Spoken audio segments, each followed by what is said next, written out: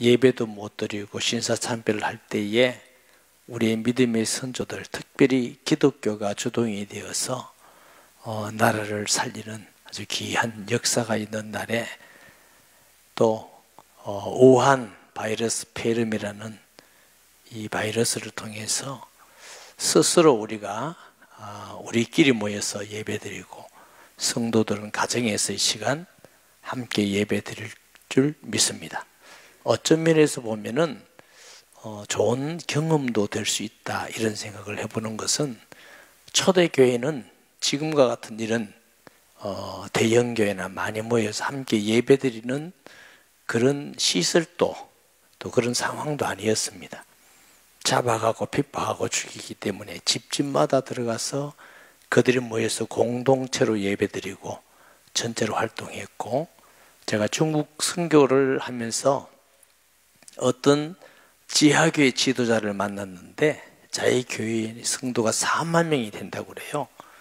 그런데 보니까 20서 다니는데 조직이 돼서 4만이 돼서 이렇게 초대교회도 예배를 드렸겠구나 이 생각을 아주 실감나게 제가 경험한 적이 있는데, 좀 안타깝고 마음이 아프지만 그러나 이런 또 우리가 언제 핍박이 일어날지 모르는 시대에 이래도 우리가 예배를 드릴 수 있구나, 우리가 예배는 피하지 말고 끝까지 지켜야 되는구나, 이런 좋은 경험 있고 은혜 받는 시간들 되시기를 바랍니다. 앞사람 옆사람 뒤사람 인사합니다. 예수님의 이름으로 사랑합니다. 네, 다시 한번 인사합니다. 믿음을 잘 지켜나갑시다. 네, 기도하겠습니다. 하나님, 일제시대에 강제적으로 교회당을 폐쇄한 이후에 우리가 스스로 또 성도들을 가정에서 또 장로님들과 교육자들과 직원들이 본당에서 예배드리는 일은 처음 있는 일입니다. 주님, 속히 우한 코로나 폐렴이라는 바이러스를 주님께서 성령의 광선으로 없애주시고 하나님의 뜻이 이루어지며 한국교회와 저희들이 회개할 바를 돌아보고 회개하게 하시고 이 나라 민족이 하나님의 은혜를 알고 돌아오는 기회가 되기를 원합니다. 세계에 흩어져 있는 많은 사람들에게도 하나님을 바라보고 기억하는 시간 되기를 간절히 원하고 기도합니다. 특별히 오늘은 3.1절입니다. 기독교인들이 나라를 사랑해서 무저항으로 일본에 항거하여 독립운동을 했던 이날에 또 우리 대한민국의 많은 성도들, 특히 기독교인들, 온누리교회 성도들도 하나님 나라 사랑할 뿐만 아니라 이 나라도 사랑하고 나라를 위해서 헌신하는 마음을 가지는 시간 되기를 간절히 원합니다. 어떤 가운데 있다 할지라도 흔들리지 않는 믿음을 통해서 주님 바라보고 승리해 가는 우리 온누리교회와 모든 성도들 되게 하여 주옵소서. 주신 말씀 감사드립니다. 종을 지켜주셔서 하나님의 말씀을 잘 수종될 수 있도록 역사하여 주옵소서. 감사와 영광을 돌립니다. 예수님의 이름으로 기도합니다. 아멘. 우한 코로나 바이러스라는 이 바이러스를 통해서 전 세계가 날리고 아마 우리나라 역사에도 처음 있는 일이 아닌가. 지금 전 세계 76개국 이상이 우리나라 국민들을 받지 않겠다. 그래서 거부했어요. 그리고 갔다가 또 회항해서 돌아오기도 하고, 정말 전 세계에 대한민국이란 나라가 굉장히 수치를 당하는 엄청난 일이 지금 현실적으로 일어나고, 또 세계 이런 일을 통해서 이탈리아, 외에도 난립니다.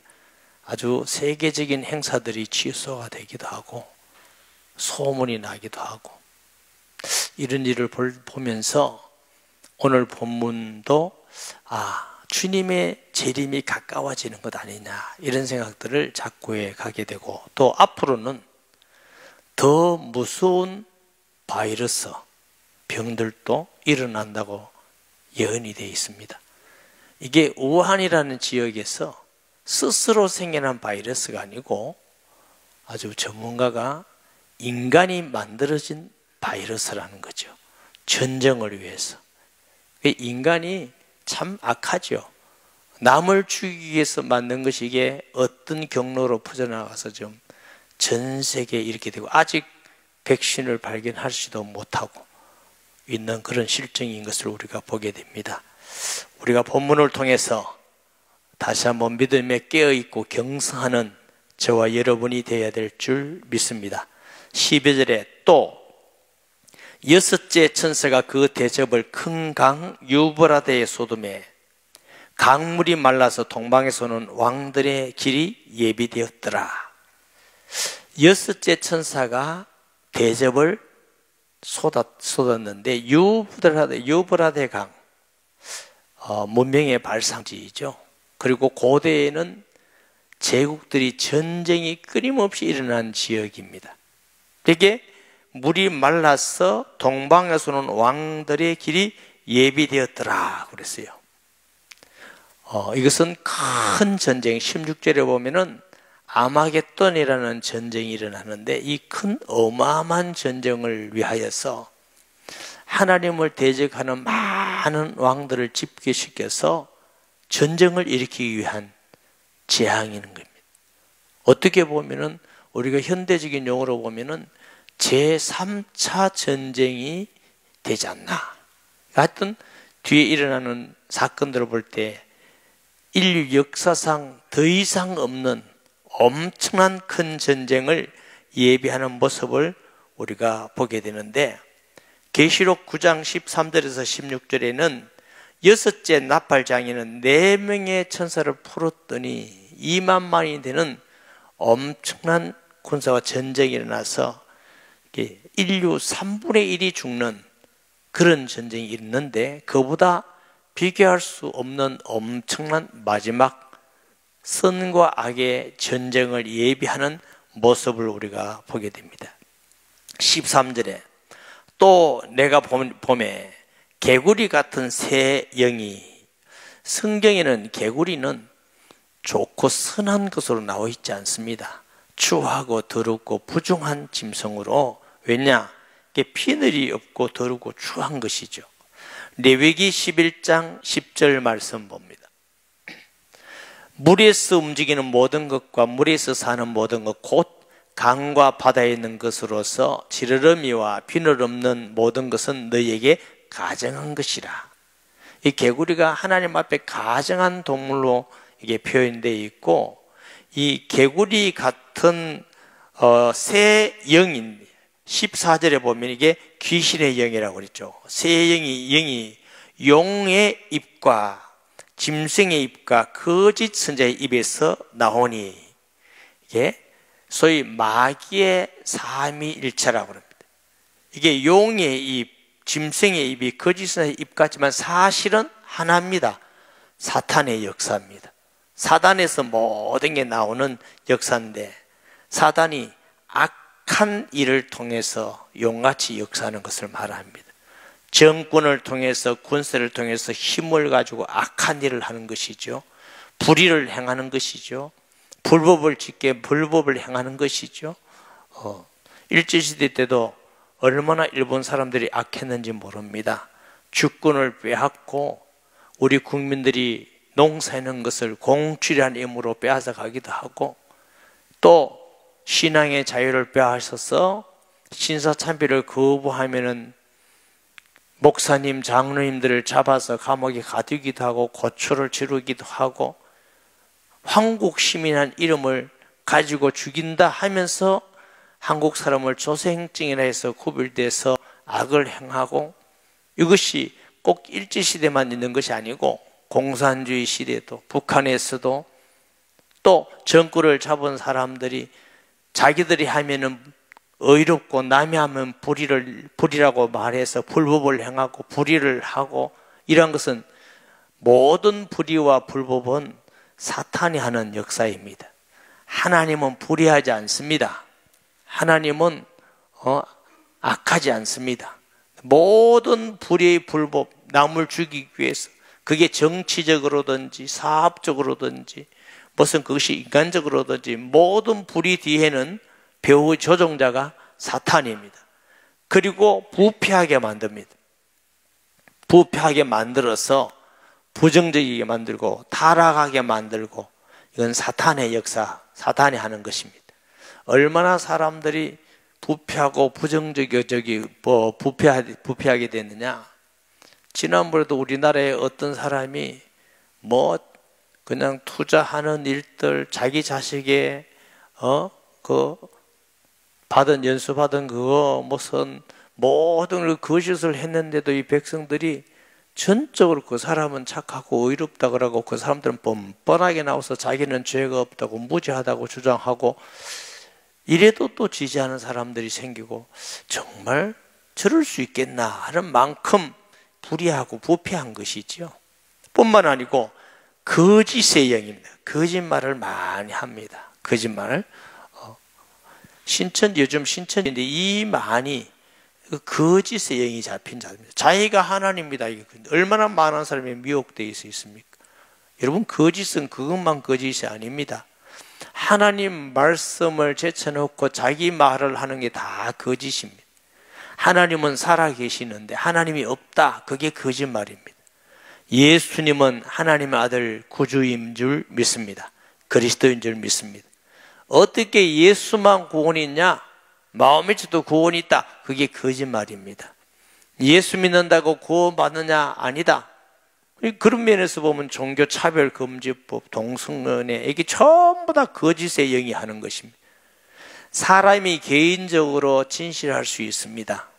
그러나 자기가 진실하다고 해서 진실한 게 아닙니다. 거짓을 믿고 있으면 그것도 거짓이 되는 것이고, 마음이 악해서 거짓말을 할 수도 있습니다. 몰라서 거짓말을 할 수도 있습니다. 거짓은 아주 다양하게 나타나는 거거든요. 저는 공산주의, 막시즘은 악한 사탄의 영이 거짓말의 영이라고 저는 보는 겁니다. 왜? 유물론, 유물사관을 통해서 인간의 영혼이 없다, 물질이다, 이거 다 거짓말입니다. 종교는 아편이다, 하나님이 없다, 그게 다 거짓말입니다. 하나님은 살아계십니다. 역사의 주인이십니다. 하나님은 말씀을 통해서 이루어 나가는 줄 믿으시기를 바랍니다. 이 사탄은 모든 말을 통해서 거짓말을 자꾸 해냅니다. 요즘 보니까 중국에서는 우한 코로나 이 바이러스를 이제 대한민국으로 자꾸 프레임을 갖고 가요. 이제 중국에서는 끝났으니까. 그래서 코로나19라 이래가지고 한국 사람들도 이게 어디서 왔는지를 모르게 만듭니다. 예. 지금 홍콩, 중국에서는 이제 더 위험한 게 한국이다. 대구 코로나 바이러스다. 한국 코리안 코로나 바이러스다. 이런 프레임으로 자꾸 몰아가서 여기에다 또 대한민국 정부에서까지 거기다 또 박자를 맞춰요. 그래서 이 바이러스가 중국 사람으로부터 온 게 아니고 한국 사람이 갖다가 가지고 왔다. 모든 책임이 한국 사람이겠다. 이게 다 거짓말입니다. 중국에서 온 겁니다. 사람들이 자꾸 이렇게 해서 자기 정체를 숨기고 거짓말하고 진실을 말하지 않는 시대에 우리가 살고 있는데, 사랑하는 성도 여러분, 무엇이 진실이냐? 하나님의 말씀이 진실입니다. 이 한 가지를 꼭 여러분이 기억하셔야 됩니다. 세상의 말이나 때로는 학문과 철학과 어떤 것도 영원하지 않습니다. 여호와의 말씀만이 영원하고, 우리는 그 말씀을 믿고 나아가는 하나님의 백성인 줄 믿습니다. 이래서 거짓의 영이 선지자에 나오는 14절에 보면은 그들은 귀신의 영이라. 이게 세 군데에서 영이 나와서 말한 같은데 사실은 전부 다 귀신의 영입니다. 악한 영입니다. 우리에게 오신 분은 거룩한 성령이신 줄 믿습니다. 이 성령은 예수 이름으로 오십니다.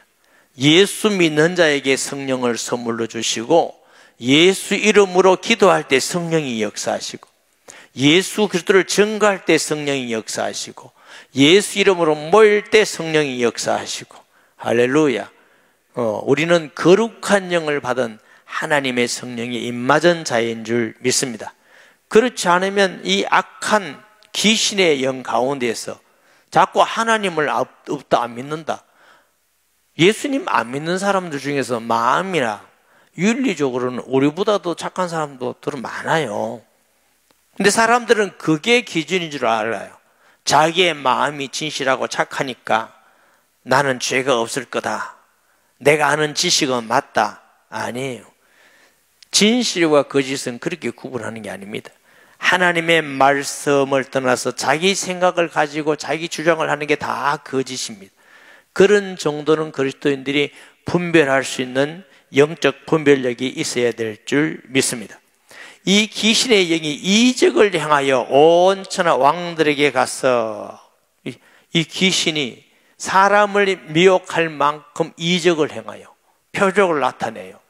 하늘에서 불이 떨어뜨리기도 하고, 때로는 병이 낫게도 만들기도 하고, 굉장한 역사들이 일어나고, 애굽의 박수들이 지팡이를 들듯이 뱀이 되기도 하고, 어느 정도는 마귀도 이적을 나타냅니다.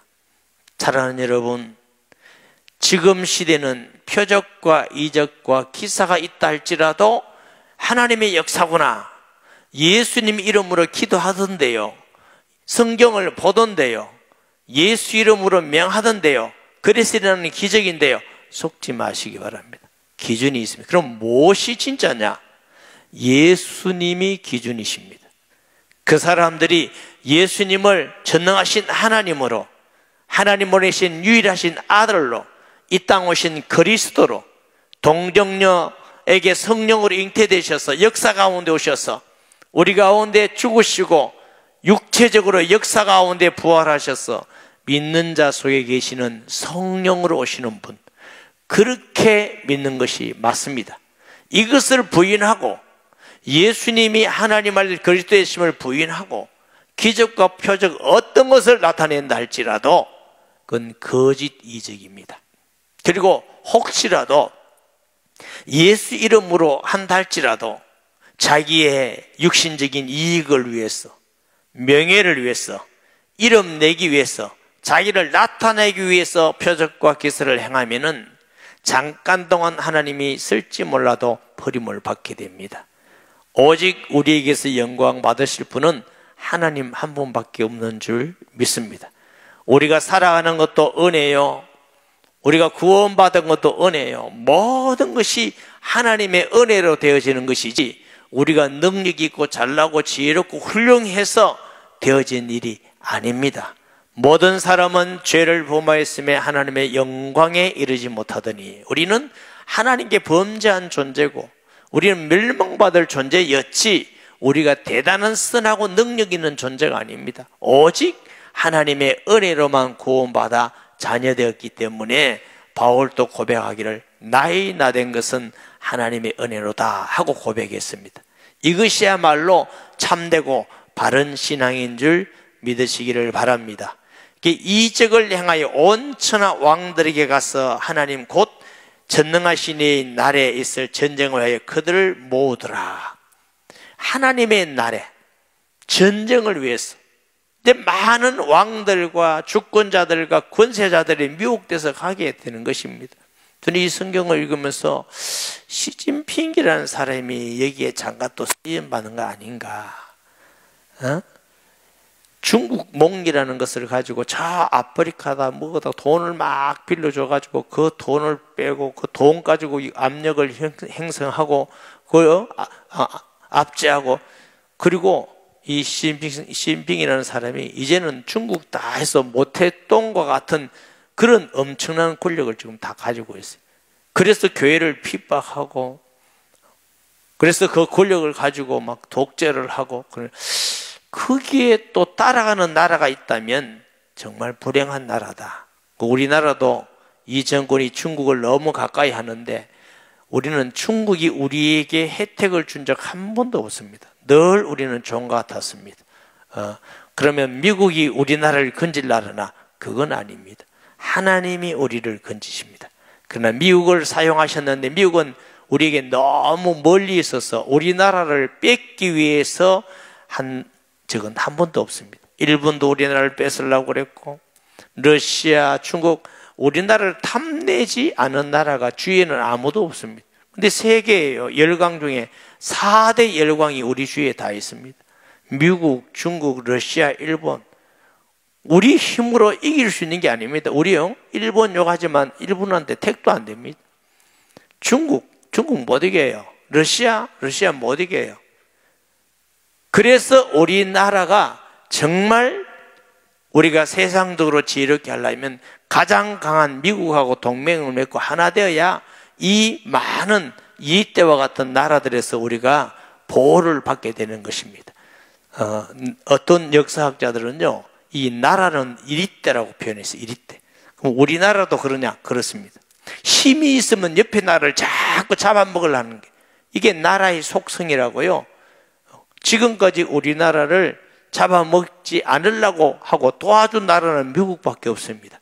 그래서 우리가 한미 동맹을 자꾸 강화하자는 것이지, 우리가 미국을 따라가자, 속기다, 이런 뜻은 아닙니다.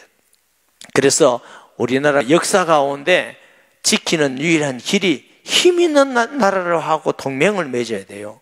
지금 세계에서 가장 힘 있는 나라가 미국인데, 이런 저 사람들은요, 나라적으로는 우리나라를 악하게 하고 그렇게 했지만 아주 눈치가 빨라요.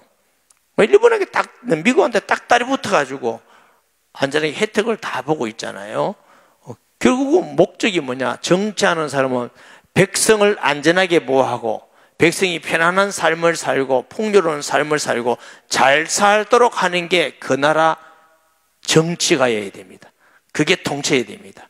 백성을 어렵게 만들고 불안하게 만들고 초조하게 만들고 다른 나라에 가서 왕따시키고, 이것은 주권자가 해야 될 일이 아니라는 걸 아셔야 됩니다. 그래서 정말 특별히 오늘 3.1절인데 우리가 어떻게 이 나라를 지켜야 될 것인가 깊이 고민하는 시간 되시기를 바랍니다. 이게서 오천할 왕들에서 한데, 이게 보니까 전능하신의 큰 날이라. 어떤 날이에요? 고린도전서 1장 8절에는 뭐라고 했냐? 주께서 너희를 우리 주 예수 그리스도의 날에 책망할 것이 없는 자로 끝까지 경고하게 하시리라. 이게는 예수 그리스도의 날 그랬어요. 데살로니가전서 5장 2절에는 주의 날, 밤에 도둑같이 이를 줄 너희가 자세히 알미라. 여기는 주의 날. 베드로후서 3장 12절 13절에 봅니다. 하나님의 날, 여기는 하나님의 날, 예수님의 재림한 날이죠. 임하기를 바라보고 간절히 사모하라. 그날에 하늘에 불이 타서 부러지고 물질이 뜨거운 물에 녹아지려니와 우리는 그의 약속대로 의의가 있는 곳인 새 하늘과 새 땅을 바라보는도다. 사실은 우리가 계시록을 볼 때에 이 땅에는 정말 완전한 소망이 없습니다. 이 땅까지도 다 죄악 때문에 물들기 때문에 심판을 받습니다. 하나님의 완전한 구원은 새 하늘과 새 땅에 우리를 이민가게 하는 것인 줄 믿으시기 바랍니다. 새 하늘과 새 땅, 이게 이제 새 하늘과 새 땅이 그게 신천지입니다.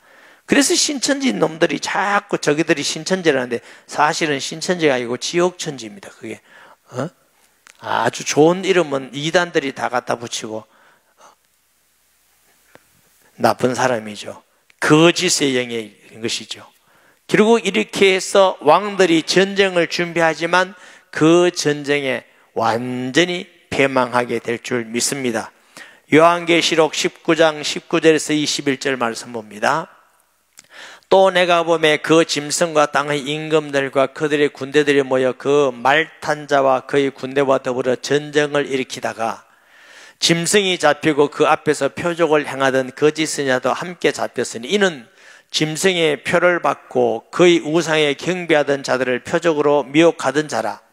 이들이 산채로 유황 불못에 던져지고 그 나머지는 말 탄 자의 입에서 나오는 검의 죽음에 모든 새가 그의 살을 배불리더라. 결국 힘을 모아서 예수 그리스도의 나라를 대적하지만 완전히 멸망하게 될 줄 믿으시기를 바랍니다. 아멘. 15절입니다. 성도들에게 주시는 권고입니다. 이러한 시대에 성도는 어떻게 될 건가? 앞으로 이런 환란이 일어날 때, 신앙의 위협이 있을 때에 그리스도는 어떻게 해야 될 것인가? 3.1절 당시, 일제시대 당시 우리 선조들이 죽으면 죽으리라 하고 믿음을 지켰던 같이 우리가 어떤 정치나 어떤 사회적이나 어떤 시대에 예수 믿는 걸 방해한다 할지라도 우리는 믿음을 지켜 믿음을 보존하는 승리자가 되어야 될 줄 믿습니다. 15절에 보니까 보라 내가 도둑같이 오리니, 주님이 언제 오실지 모릅니다. 도둑같이 오기 때문에 우리가 뭐 해야 돼요? 깨어 있어야 돼요. 누구든지 깨어 자기 옷을 지켜 벌거벗지 아니하며 자기의 부끄러움을 보이지 아니하는 자는 복이 있도다. 깨어 있으라 그랬어요. 이럴 때일수록 이렇게 부끄러움, 죄와 수치가 드러나지 않는 신앙생활을 하라 그 말씀입니다. 우리 자신을 돌아보면서 통회하고 회개하면서 우리 주님 올 날을 기대하면서 버리고 하나님 앞에 오신 주님이 재림하실 때 하나님 앞에 수치와 부끄러움이 없는 신앙생활을 하는 준비를 해야 될 줄 믿습니다. 이번에 우한 코로나 바이러스라는 이 눈에 보이지 않는 바이러스가 전 세계를 강타하는 걸 보면서 요한계시록이 정말 사실로 이루어지구나, 우리가 믿음을 준비해야 되겠구나, 이런 생각을 참 많이 하게 되는데 어떻게 준비해야 되느냐? 요한계시록 1장 3절 말씀, 이 예언의 말씀을 읽는 자와 그 가운데 듣는 자와 그 가운데 기록한 것을 지키는 자가 뭐예요? 복이 있도다. 때가 가까움이니라. 이럴수록 말씀을 읽고 듣고 지키고. 왜 그래야 되지요? 사람은요 자꾸만 잊어먹는 그런 기능이 있어요. 다 잊어먹지 않으면 돌아본대요. 잊어먹는 것도 감사한데 잊어먹기 때문에 우리가 계속적으로 말씀을 읽고 듣고 묵상하고 지켜 나아가야 우리가 되는 줄 믿습니다. 그래서 우리가 주중에도 CD, 테이프, 요즘 시대는 얼마나 좋습니까? 그리고 성경 가지고 아무것도 할 수 없는 시대에 암송을 해놓으면 필요하고 정말 귀한 말씀이 되죠. 제가 중국 사역을 96년도부터 했는데 어떤 지역에 가니까 북한에서 온 사람이 있어요. 할머니가. 왜 왔느냐 제가 물어봤더니 북한에서 기독교를 핍박해서 다 죽여서 중국으로 도망왔다 그랬어요. 중국에 가서 좀 신앙생활을 하다가 모택동이 문화혁명이라는 걸 일으켜서 홍위병이라고 그래요. 머리에 빨간 띠를 들고 17세, 8세 여러 되는 사람에게 죽창을 줘서 모두 악수하면 꾸두살 없는 불호자들은 다 찔러 죽였어요. 이게 소위 말하면 문화혁명이다. 몇 천만 명이 죽였습니다. 어마어마하죠. 그걸 꼼짝 못해요. 그러니까 공산주의로 다 넘어간 거 아닙니까? 기독교를 박해할 때 숨어서 있었다는 거예요. 등소평이 들으면서 신앙의 자유를 부르짖었죠. 그런데 신앙에 예배 드리라 하는데 누가 겁나서 예배 드릴 사람이 있습니까? 그러다 보니까 수소문해서 가보니까 어디 예배 드린다 해서 가보니까 불이 깜빡깜빡하는데 서너 명이 앉아있더래요. 서너 명. 자기가 그거 갔대요. 오늘 도대체 어떻게 왔냐? 예배 드린다는 소문 듣고 왔다고. 가보니까 서너 명이 앉아있는데 예배를 어떻게 드리느냐? 성경도 없고 찬송도 없으니까 옛날에 암송했던 성경을 돌아가면서 한 구절씩 암송하고, 찬송가도 한 구절씩 찬송가 부르고, 이렇게 해서 예배 드리는데 눈물이 흐르고 얼마나 울었다는 건 모르죠. 오늘 우리도 정식으로 모든 성도들이 교회 오지 못하고 중직자들, 장로님들, 우리 목사님들, 직원들만 예배 드리는데 아마 우리 성도들 집에서 예배 드리면서 예배가 얼마나 이게 소중하고 모이는 게 얼마나 소중하고 우리가 자유롭게 예배 드리고 신앙생활 할 수 있다는 게 얼마나 귀한 것인지 많이 깨닫는 날 될 것입니다. 어떤 권사님이 제게 아까 문자 왔더라고요. 목사님, 저도 다음 주에는 예배 드리러 갈 겁니다. 내가 생각해보고 꼭 오고 싶은 사람 생각해보고 우리가 이런 일이 없으리라고 생각했는데 막상 닥쳤습니다. 그러므로 우리가 시대를 분별하면서 믿음을 준비해 나가는 저희들 되어야 될 줄 믿습니다. 요한계시록 2장 10절 말씀을 봅니다. 너는 장차 받을 고난을 두려워하지 말라. 볼지어다 마귀가 장차 너희 가운데서 몇 사람을 오게 던져 시험을 받게 하리니 너희가 10일 동안 환난을 받으리라. 너희가 죽도록 충성하라. 그리하면 내가 생명안을 내게 주리라. 요번에 누가 또 정치 얘기한다 할지 몰라도 4월 15일 선거 정말 중요합니다. 왜 중요하냐? 여당 대표라는, 원내 대표라는 사람이 공식적으로 말을 하지 않습니까? 이번 선거 이후에는 사회주의로 가는 준비를, 나든 단계 연합으로 가는 준비를 하겠다고 하고, 또 우리 땅이고 공동 소유를 하겠다. 자꾸 지금도 여러 정치나 모든 분야에 사회주의로 자꾸 가고 있습니다. 제가 어떤 교수님들을 만나보니까요, 이게 벌써 2년 전 얘기입니다. 2년 전. 2년 전에 교수를 만나보니까, 목사님, 지금 거의 80%는 다 작용화 넘어가고 학계는 90%가 넘어갔습니다. 이렇게 말을 해요. 정말 깜짝 놀랐습니다. 자기들은 볼 때 너무 국민들이 지금 정신이 없대요. 어디로 가는지를 모르는데 어디로 가는지를 모르는데. 여러분, 우리가 좀 못 사는 거 견딜 수 있습니다. 그러나 만약에 사회주의로 넘어간다면 그때는 예배를 절대로 못 드립니다. 집에서도 못 드리고 유튜브도 못 하게 되고 끝입니다. 자유롭게 이동도 할 수가 없습니다.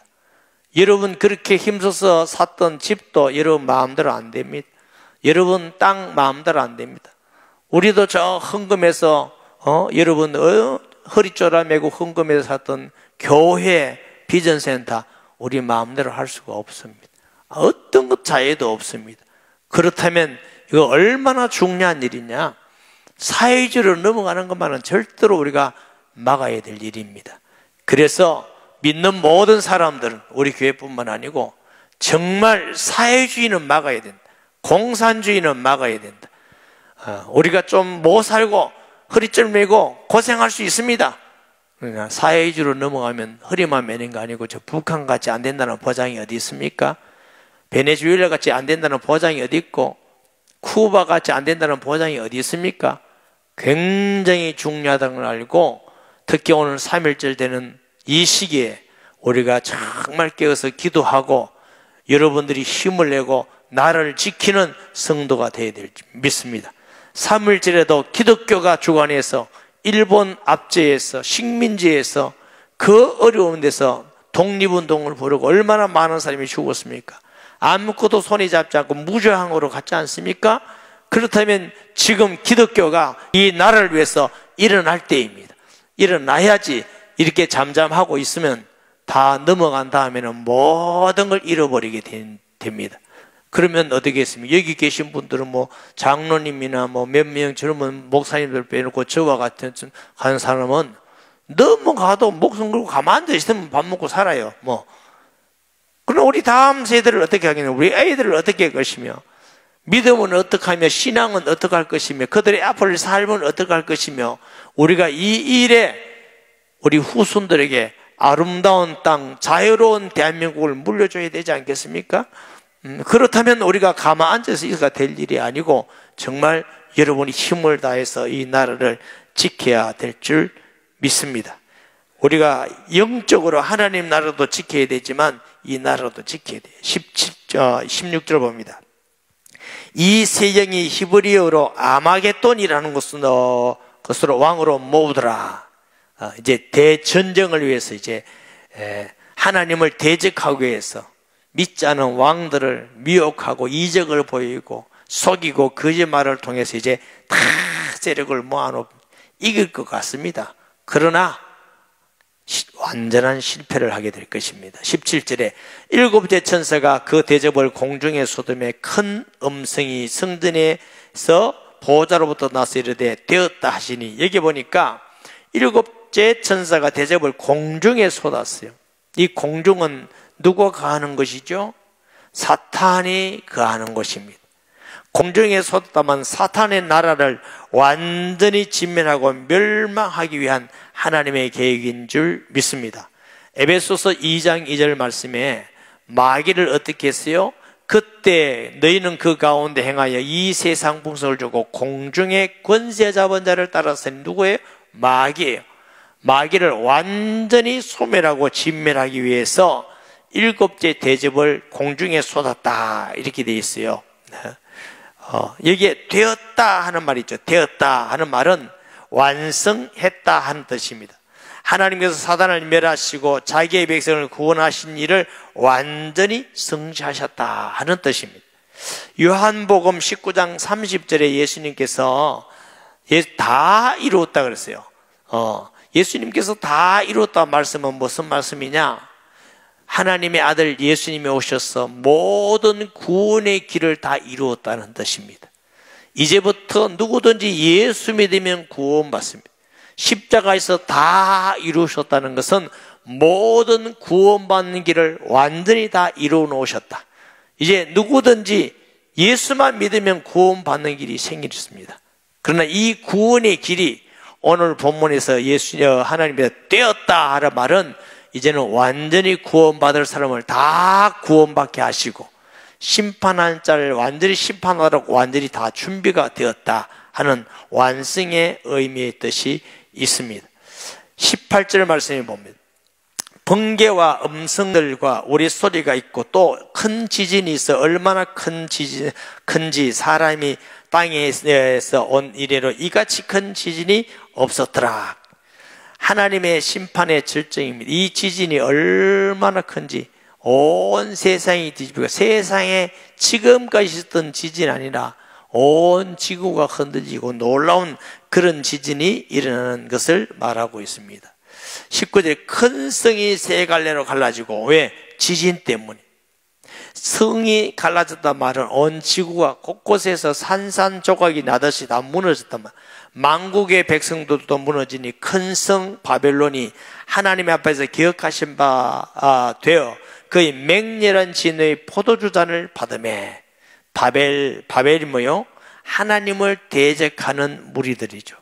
이 큰 지진을 통해서 하나님이 어마어마한 심판을 하시는데 하나님을 대적하는 무리들이 완전히 무너지고 실패하고 진노의 맹렬한 포도주의 잔을 마셨다 그랬어요. 그것은 하나님의 엄청난 심판의 잔입니다. 무지무지한 심판의 잔.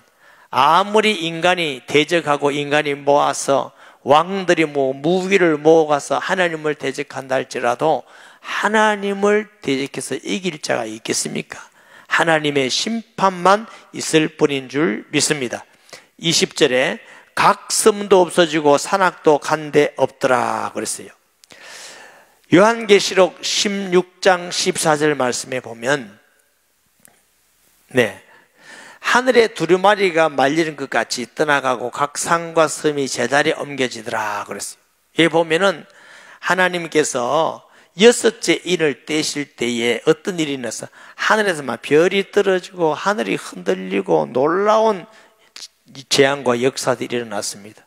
이제는 그런 정도가 아닙니다. 그런 정도가 아니고 일곱째 대접을 손해니까 온 나라에 모든 지진이 나서 다 엎어지고 없어지고 산들까지도 다 없어지는 이런 놀라운 일이 일어나게 된다. 요한계시록 20장 11절 말씀을 봅니다.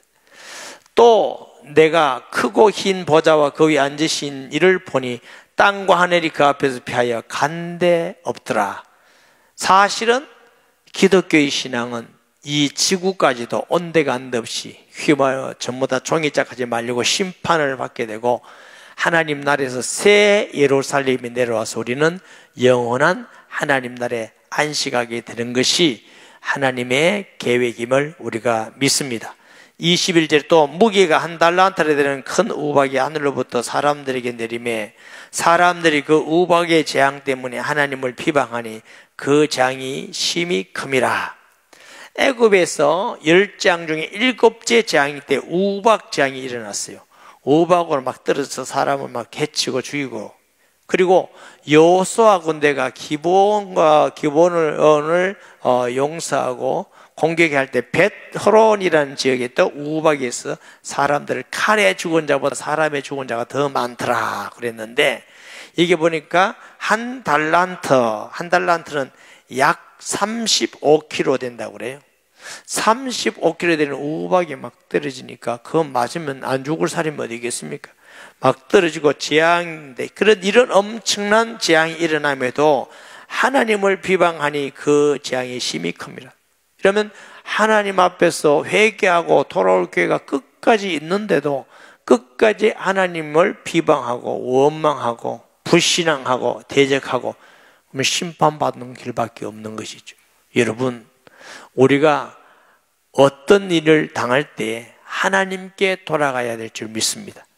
이게 믿음이 있는 사람과 믿음이 없는 사람의 차이입니다. 어려운 일을 당할 때 믿음 있는 사람은 주께로 돌아옵니다. 회개하고 주께로 돌아오고, 믿음 없는 사람은 아유 하나님은 없대 하고 자꾸 돌아가는 겁니다. 여러분, 우리가 옛날에 키라는 것이 있잖아요. 이 타작을 하면은 처음에는 뭐가 하느냐, 타작을 하면은 바람을 막 돌리면 알곡이 떨어지고, 그 다음에 중간은 쭉정이는 나가고, 이 중간에 이게 문제예요. 이게 쭉정인지 알곡인지 몰라요.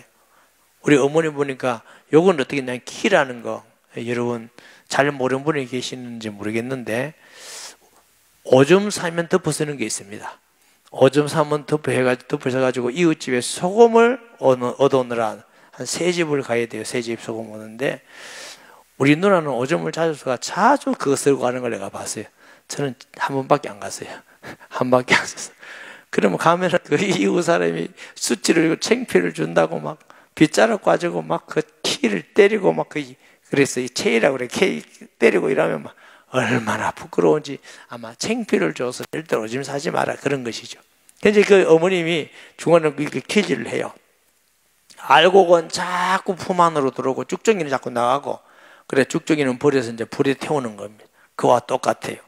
내가 예수님을 믿는 믿음의 생명이 있는 사람은 어려움을 당하든지 환난을 당하든지 시대적이든지 어떤 걸 당하면 자꾸 주께로 가는 게 그게 생명이 있는 사람의 특징입니다. 아예 곡식, 알곡은 아예 품 안에 들어와 있습니다. 늘 주님과 함께 하는데, 신앙생활을 쭉정인지 알곡인지 모르는 사람은, 여러분이 쭉정인지 알곡인지 한번 살펴보세요. 모르는 사람은 뭐냐, 퀴즈를 보면 아 내가 어려울수록 주님께 가는구나, 예배 가고 회개하고 기도하고 하나님 앞에 내가 잘못한 거 고쳐나가고 가는구나, 이러면 생명이 있는 건데, 아이고 뭐 교회 다녀도 뭐 예수 믿어봐도 소용없더라, 나 이제 교회 안 다녔는데 하나님 어딘데, 이런 사람은 죽정이에요. 잘 아시기 바랍니다. 그건 뭐 누구 안 해도 여러분 자신이 제일 잘 알 겁니다. 내가 지금 알곡이냐 죽정이냐 어중간하냐. 어중간하면 신앙생활이 어렵습니다. 자꾸 흔들립니다. 자꾸 흔들려. 신앙생활은 딱 잡으면 해야 돼요. 찌개 접은 분 계십니까? 우리 박 장로님 찌개 접으셨죠? 찌개 접으신 분, 모 장로님 모르겠습니다. 찌개 접으셨는지. 저희 아버님이 찌개를 저한테 가르쳐 줬어요. 근데 이 찌개를 접으니까요, 사방으로 막 흔들리는 거라. 이게 찌개 중에 제일 어려운 게 물찌개입니다. 물이 자꾸 출렁출렁 그래서 옛날 사람들은 좀 안 좋은 얘기지만 똥장구이라고 그러잖아요. 그거 굉장히 어려운 겁니다. 그런데 이게 자꾸 흔들려요. 그래서 아버지가 뭐냐면, 이게 늘스라면 자꾸 흔들린다는 거라. 그러면 이제 처박히는 거라. 무게에서 이걸 어깨에 바짝 해 딱 붙어, 몸하고 지게하고 딱 붙어야 돼. 그럼 몸을 따라오는 거라. 그래서 이 중심을 잡고 이제 딱 이렇게 가는 거예요. 우리가 신앙생활도 예수님 믿고 딱 신앙생활 주님 안에서 딱 잡고 있으면 이기는데, 이게 믿는 둥만 운동하면 힘이 들어. 이것도 아니고 저것도 자꾸 흔들리는 거라. 세상에서 무슨 말만 하면 흔들리고, 성도가 무슨 말만 하면 흔들리고, 누가 무슨 말만 하면 흔들리고, 이게 지금 중간에 있어 그래요. 흔들리지 마시고 주님께 딱 바짝 붙여서 가는 성도가 되시기를 바랍니다.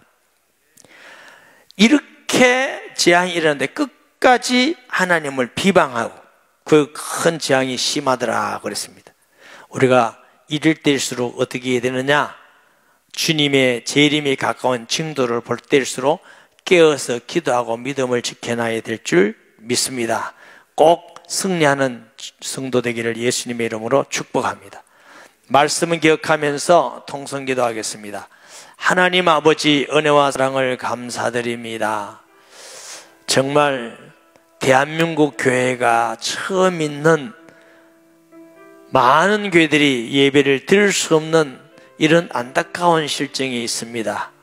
그렇지만 우리 성도들 가정에서 함께 예배 드릴 수 있게 된 것도 감사드립니다. 오늘 하나님이 우리에게 주신 말씀 기억하면서 이럴 때일수록 나태하지 말고 게으르지 말고 신앙의 뜨뜻미전한 자리에 있지 않고 정말 깨어서 믿음을 준비하며 수치스러운 자가 아니라 하나님 앞에서 자리에다 칭찬받고 상급받는 우리가 되게 하여 주시옵소서. 깨어서 더 주님 바라보는 저희들이 신앙이 되게 하여 주옵소서. 예수님의 이름으로 기도합니다. 아멘.